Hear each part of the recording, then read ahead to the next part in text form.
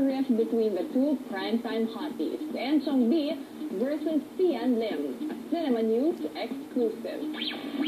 From its leading ladies to its leading men, ABS-CBN's Inakapatid Anak continues to do well in the ratings game, but are the actors behind it getting along as well? A detailed write-up was published in a tab telling the story, which started from fans visiting the Inakapatid Anak set to Sian allegedly raising his voice on Enchong's assistant, leading to the two actors' alleged confrontation. Cinema News caught up with Sian as he straightened out the issue. The issue was more of lahat sa production. Just to make it clear for everyone. Binawalan nila yung mga fans to go there. Pero ang nangyari was, all of a sudden, nagising na lang ako. May mga fans, may mga supporters. Yung parang regular supporters namin. So I thought it would be impolite, inappropriate para sabihin, ay, umalis na kayo. So, yeah, I decided to entertain them. So, I guess people got offended. People got the wrong idea na siguro they think na sumasaway ako sa rules and regulations. Sinabi ko rin sa production na sana huwag kayo magalit sa akin. Kasi yun nga, I'm just trying to, pinaglalaban ko rin naman yung mga supporters ko kasi sila pinaglalaban nila ako eh. When asked if the fight was really between his and Enchong's fans, Sian says, No, wala namang between the fans. Wala naman sa akin wala naman akong... I think people should not exaggerate things. Ay, unang-una, hindi ako naninigaw ng tao.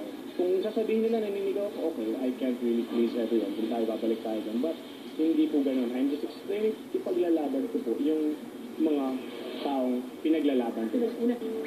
Especially in how they treat each other on the set right now, Sian says, nag-uusap kami na yun, so imposible hindi kami mag-usap yan. Siyempre merong misunderstanding. May misunderstanding na nagaganap. But it's not parang the way people think. Kasi open ako sa kanya eh. I'm pretty sure he would be open din sa akin. But it's napag-uusapan. Hindi siya yung parang, hindi kami mag-uusap. Deadmine ko. So walang ganun. No, kasi either way, mag-uusap at mag-is ang standby. Either way naman mag-uusap kami. So pag-usapan kami rin, mag-uusap kami.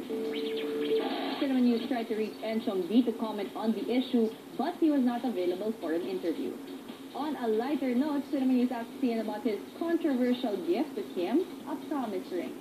It's a promise that, diba, we're actually working on trust.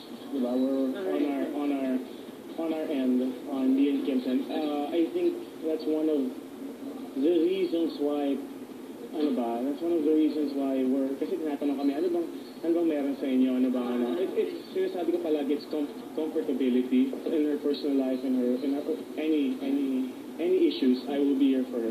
Kasi, I understand her. Para regaluhan ng isang Kim-Chiu, I think she has it all.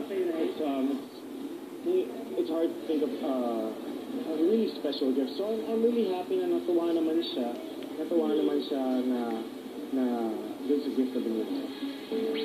As for his reaction on Kim-Chiu's song, Sian says, Wow, daring ka na. and that is it for our